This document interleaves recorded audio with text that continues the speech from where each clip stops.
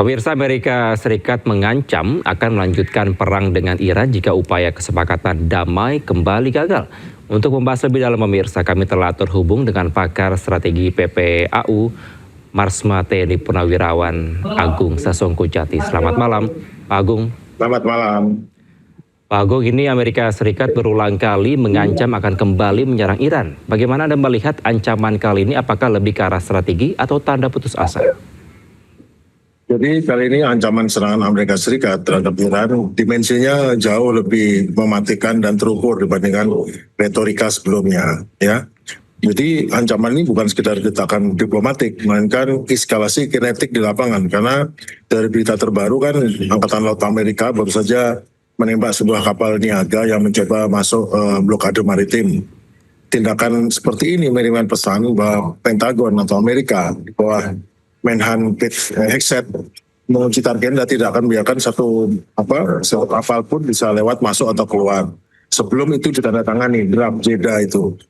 Namun di sisi lain ini juga dipicu oleh sikap Presiden Trump yang masih menggantungkan persetujuan terhadap draft MOU. Mereka rapat kemarin tetapi belum diputuskan, ya.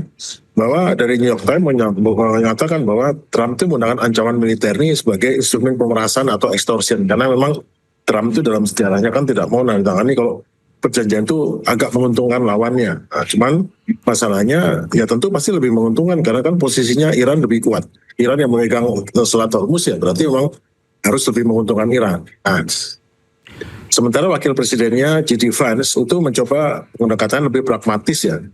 Tapi justru Trump malah memperluas ancaman dengan mengancam Oman. Siapa tahu kalau Oman berani membantu atau bekerja sama dengan Iran untuk mengatur Selat Hormuz dan intinya juga Teluk Persia atau Teluk Arab. Ya. Kemudian juga karena ada masalah juga bahwa Pentagon itu juga agak panik sebetulnya ya, karena ada berita bahwa sebetulnya beberapa pesawat yang jatuh pada minggu atau bulan lalu itu ditembak jatuh menggunakan rudal baru yang dikirim dari Tiongkok. Nah, itu yang menimbulkan masalah karena sekarang nggak bisa sembarangan mau masuk nyerang, tidak semudah itu karena ada kemungkinan yang sudah boleh digunakan pertahanan udara yang lebih canggih yang digunakan dengan bantuan dari Tiongkok ataupun dari Rusia untuk radarnya ya. Jadi sebagai kesimpulan bahwa negara adidaya Amerika yang sebelumnya sangat powerful, menguasai Teluk, memiliki banyak pangkalan militer di Teluk yang siap menghadapi Iran, namun sekarang masalahnya semua pangkalan hancur dan tidak ada satupun kapalnya yang berani masuk ke dalam Selat Hormuz, mendekat Teluk Oman saja tidak. Nah, itu sudah mulai kehilangan daya pikat, daya menakut-nakutinya udah hilang. Yeah. Ketika dia gagal menunjukkan lawan dengan ancaman ini, maka dia menggunakan kekerasan fisik telanjang atau coercion untuk berangkat tatanan. Itu mulai ketahuan kan, jadi kasar sekali dengan menggunakan ancaman dan menembak langsung. Oke, serangan lebih terukur dan lebih kuat, apakah memang dapat dinyatakan siap meskipun ini Iran memiliki senjata nuklir, Pak Agung? Iran tidak memiliki senjata nuklir. Iran memiliki pertahanan udara yang lebih kuat, yang sudah dibantu oleh dari Tiongkok dan Rusia, sehingga meskipun tidak menjatuhkan dengan spektakuler, tetapi terbukti 48 pesawat militer Amerika, termasuk 23 drone yang mahal-mahal itu sudah dijatuhkan. Jadi praktis meskipun mungkin kurang diperhatikan, tetapi nyatanya tidak ada musuh Amerika setelah Perang Dunia Kedua berhasil menjatuhkan pesawat Amerika banyak sekali seperti ini dalam kondisi. Nah, itu yang membuat masalah. Jadi Amerika itu sekarang mengalami kelelahan imperial atau imperial overstretch. Nah, Amerika memiliki hard power yang absolut, punya pesawat bom B-2 Stealth, F-35, roda Tomahawk. Namun mereka tidak memiliki kemauan politik lagi karena untuk maju perang lagi akan menimbulkan masalah, yaitu masalah bidang ekonomi dan masalah politik dalam negerinya. Baik, bagaimana Anda bisa meyakini Pak Agung Iran tidak memiliki senjata nuklir? Di sisi lain juga dia juga mempertimbangkan adanya uranium ke China sebenarnya. Jadi Iran ini selama hampir mulai perjanjian JCPOA, jadi pada saat JCPOA atau perjanjian untuk pengawasan nuklir Iran tahun 2015 disetujui, itu dia punya uranium hanya 3,67%. Setelah dibatalkan oleh Presiden Trump karena perjanjian tidak menguntungkan 2018, itu Iran langsung memperkayanya dilanjutkan. Sekarang baru sampai 60%. Itu semua itu diawasi oleh Badan Internasional Atom. Jadi itu diawasi. Jadi hampir semua praktis diawasi karena semua pengayaan itu ada CCTV diawasi, diperiksa. Jadi betul-betul diketahui oleh masyarakat dunia. Memang tujuannya Iran bukan untuk membuat bom nuklir, tapi untuk mengancam Amerika. Kalau kamu mau melakukan saya seperti ini, saya bisa buat bom nuklir juga loh. Tapi sesungguhnya dia udah memang tidak pernah hanya sampai 60%. Baru dia tidak punya yang lebih dalam lagi. Meskipun dia sanggup untuk membuat itu lebih tinggi lagi kandungan uraniumnya di perkayaan. Baik, Pak Agung, mungkinkah ini Amerika Serikat benar-benar akan melanjutkan perang terbuka melihat nampaknya negosiasi perpanjangan gencatan senjata ini mandek antara Amerika Serikat dan Iran? Gencatan senjata ini tidak mandek, tapi mengambang. Karena memang dibuat ngambang sama Donald Trump. Karena Donald Trump itu kan dia tidak mau membuat perjanjian kalau perjanjian itu menguntungkan lawannya. Nah, masalahnya adalah kalau perjanjian tidak dibuat, dia rugi. Sekarang kan kalau dulu biasanya kalau lawannya untung, dia berhenti aja gitu. Dia ruginya sedikit. Tapi masalahnya sekarang kalau saat perjanjian tidak ditandatangani dan tidak berlanjut, Amerika rugi besar karena makin lama minyak makin mahal, harga pada naik, nanti ada implikasi kepada ekonomi Amerika, ekonomi dunia, dan ekonominya, dan nanti kepada geopolitik, pada status politiknya dia pada saat pemilu setelah nanti, apalagi ekonomi Amerika bangkrut ya. Jadi masalahnya sekarang dia tetap masih berusaha untuk neken terus. Mungkin ya nggak akan ada perang terbuka, pasti nggak akan terbuka. Namun yang terjadi mungkin hanya serangan-serangan skirmish, misalnya serangan-serangan seperti yang kecil-kecilan, nembak sini, nembak situ, kemudian nanti nembak kapal, nembak ini, ya dibalas sama Iran kemarin menghantam Kuwait, menghantam ke ini. Nanti itu yang terjadi sama Israel menyerang Lebanon, modelnya begitu. Jadi tidak ada akan perang besar yang seperti kemarin yang diserang itu mungkin nggak lagi karena. Itu sangat merugikan Amerika juga kalau sampai ekonomi terganggu. Baik, Pak Agung, tadi saya sempat menanyakan terkait Iran mempertimbangkan untuk menyerahkan uranium ke China. Menurut Anda bagaimana bila ini terjadi dan kemungkinan hubungan antara China dan AS seperti apa nantinya? Memang kan China sekarang adalah pesaing kompetitor Amerika. Ya nggak ada masalah, China udah punya ratusan hulu ledak nuklir. Kalau dia dapat tambahan uranium disimpan di sana nggak ada masalah kan. Tapi memang yang negara-negara yang memiliki kemampuan itu ya hanya 5 negara pemilik nuklir. Ya jelas nggak mungkin diserahkan ke Perancis sama Inggris yang punya, tapi pasti Rusia dan China. Jadi dulu yang merupakan penggaransi dalam CPOC yang pada bulan tahun 2015 itu kan Rusia. Jadi diserahkan sebagian uraniumnya ke Rusia. Nah, sekarang kalau jadi Cina ya mungkin nggak masalah. Cuman masalahnya adalah Amerika kan mau dia, tapi mau nggak mau, yang penting kan nuklirnya tidak di Iran, itu yang paling penting kan. Ya sekarang gini loh, Amerika tuh posisinya lebih lemah. Lebih lemah dalam artian dia juga nggak berdaya mau nyerang lagi, nanti dia juga rugi. Nggak nyerang ini kok lawannya menjadi lebih kuat. Jadi tapi kan kalau memang Iran yang memegang Hormuz di bawah pengendalian dia, ya memang Amerika ya harus tahu posisinya tidak sekuat dulu. Ya maka dia harus memberikan konsesi pada Iran, itu pilihannya. Cuman kadang-kadang kan mereka sangat tidak mau menunjukkan mereka lemah. Nah ini kan masalah lain lagi gitu. Oke, lalu bagaimana menurut Anda respons dari Iran dengan adanya ancaman-ancaman yang kemungkinan ini akan kembali terjadi? Nah, ini dia.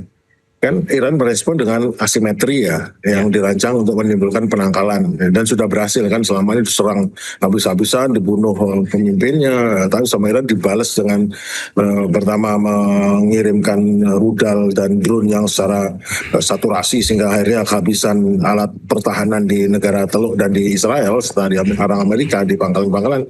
Yang kedua juga menutup Selat Hormuz. Nah, Selat Hormuz itu kan nuklir ekonomi itu. Akibatnya bubar jalan semua ekonomi dunia karena 20% minyak dan hampir 30% pupuk dan banyak derivatnya tidak mengalir. Ya, tapi gini sebetulnya Iran sih percaya diri saja karena saya lihat dia mempunyai dua domain, yaitu adalah militer asimetris serta diplomasi regional.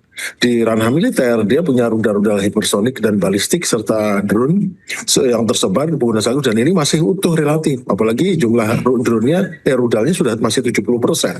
Kemarin aja sudah heboh gitu aja masih itu 30%, sekarang masih 70%. Dia udah bisa ngirim pesan bila Amerika menjatuhkan bom lagi, maka Iran bisa meratakan fasilitas desalinasi di negara Teluk yang mengakibatkan rakyat di negara-negara Teluk, bayangkan dia nggak punya air nggak ada di dalam. Apa yang terjadi? Sehari aja orang nggak punya air. Kalau nanti dibom desalinasinya dan bakalan udaranya dihancurkan. Kemudian juga ada proksinya, dia punya instrumen atrisi. Dia sementara ini masih belum nyuruh Houthi untuk menyerang. Houthi untuk menutup Laut Merah. Houthi itu yang tahun lalu perang lawan Amerika tuh, Amerika nggak bisa kalahkan Houthi loh. Akhirnya terpaksa perdamaian udah ditinggal aja begitu gitu. Dan belum juga Hizbullah dan segala macam masih kuat, akhirnya bisa bikin masalah. Dan juga dia Menteri Luar Negeri menawarkan tatanan keamanan regional baru. Jadi negara Teluk sudah nggak usah berlindung sama Amerika, tapi bikin persekutuan militer sendiri. Ya itu apalagi setelah Trump mengancam Oman, artinya kan ini menimbulkan, ya memang harusnya demikian. Jadi gitu. Pak Agung, tapi benarkah klaim dari AS yang menyatakan bahwa kemampuan produksi rudal Iran ini sebenarnya telah berkurang hingga 85%, dan bagaimana kemungkinan ke depannya bila akan terjadi perang? Apakah memang AS akan menghabisi Iran sepenuhnya atau Iran masih akan tetap bertahan dengan kekuatannya saat ini? Bagaimana mau menghabisi bila senjata Iran rudal itu disimpan di dalam perut ini loh? Itu kan pegunungan ya, sama pegunungan. Nah itu mereka membangun itu gua-gua dari samping. Lalu kalau mau dibom gimana? Mau ngebom dari samping? Mau ngebom di atas itu 500 meter loh tebal tanahnya. Itu gimana mau ngebom pakai apa? Rudal rudal penembus bumi itu masuknya paling 50 meter. Itu praktis aman. Dan New York Times sendiri mengatakan bahwa Iran masih utuh 70%, dan itu dapat dari intelijen Amerika sendiri. Kan nggak mungkin dia terlalu mengarang kan itu. Jadi 70% itu masih sanggup. Berarti klaim AS tidak benar ya Pak ya? Nah itu kan untuk perang propaganda seperti itu. Nyatanya sekarang nggak berdaya kan. Nyatanya mau masuk juga nggak berani. Artinya apa? Ya masih kuat sana. Daya pemukulnya, daya pukul baliknya itu masih kuat. Nggak berani kan. Berani menyerbu kayak dulu, nanti dibalas lagi loh. Itu udah jelas bahwa kemampuan deteran Iran sekarang kuat sekali. Baik, terima kasih atas insight Anda, pakar strategi militer PPAU Marsma Teddy Purnawirawan Agung Sasongko Jati telah bergabung bersama kami di Breaking News. Selamat malam Pak, salam sehat selalu. Selamat malam, terima kasih. Anda kembali di Breaking News pemirsa. Militer Israel kembali menyerang sekelompok warga sipil di Pasar Firas, Gaza, Palestina.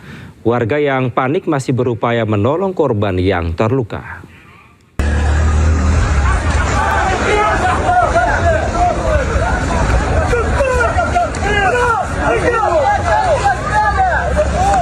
Asap tebal membumbung di udara dan memicu kepanikan.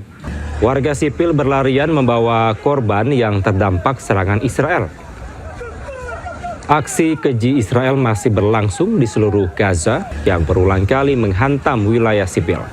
Serangan Israel di dekat Pasar Firas telah terjadi beberapa kali selama konflik berlangsung, di mana konflik ini pemirsa mengakibatkan korban jiwa dan kerusakan fasilitas seperti tenda-tenda pengungsi.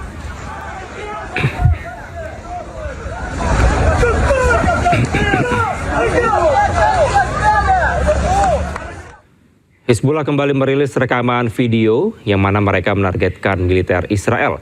Tidak hanya militer Israel, kali ini serangan Hizbullah juga mulai menargetkan permukiman yang diduduki Israel.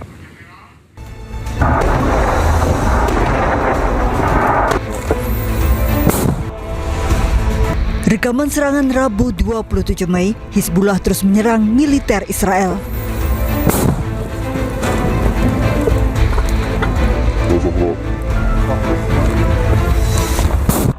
Pejuang Hizbullah menargetkan kumpulan kendaraan dan tentara Israel yang menyerbu pinggiran Zautar al-Sharqiyah di Lebanon Selatan. Serangan roket dan peluru artileri Hizbullah menyasar konsentrasi pasukan Israel.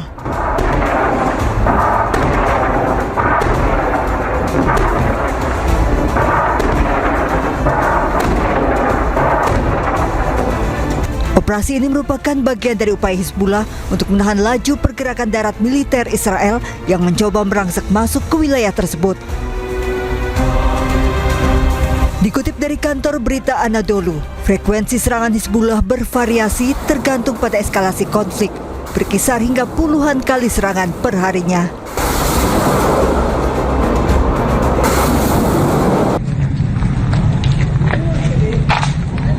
Rentetan serangan roket Hizbullah dalam satu malam kini juga menargetkan permukiman di kawasan Galilea Atas yang diduduki pemukim ilegal. Serangan ini memicu sirene di sejumlah wilayah. Serangan langsung roket Hizbullah juga menargetkan pusat komersial di Kiryat Shmona.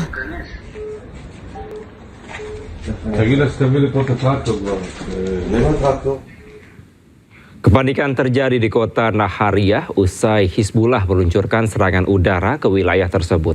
Para pemukim Israel yang tengah berada di pantai panik berlarian mencari tempat berlindung.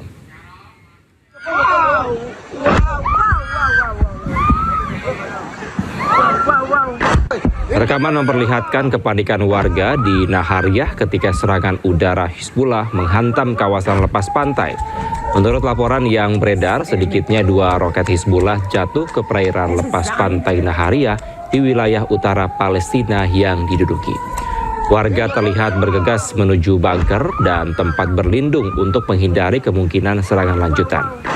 Insiden ini terjadi di tengah meningkatnya eskalasi konflik antara Israel dan Hizbullah yang diwarnai saling serang lintas perbatasan.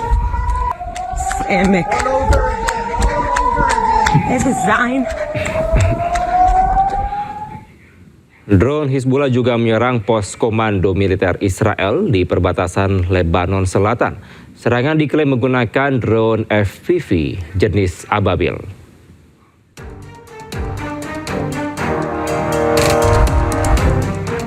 Hizbullah merilis rekaman serangan drone yang diklaim menargetkan pos komando militer Israel. Rekaman memperlihatkan momen drone mendekati target sebelum terjadi ledakan. Target berlokasi di Barak Afifim, dekat perbatasan Lebanon Selatan. Serangan dilakukan pada 25 Mei 2026 menggunakan drone FPV Ababil.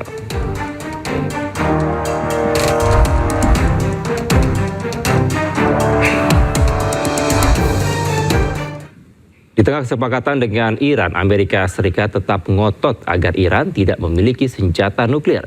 Tidak hanya itu, Amerika Serikat menyebut siap kembali berperang jika Iran tetap memiliki senjata nuklir.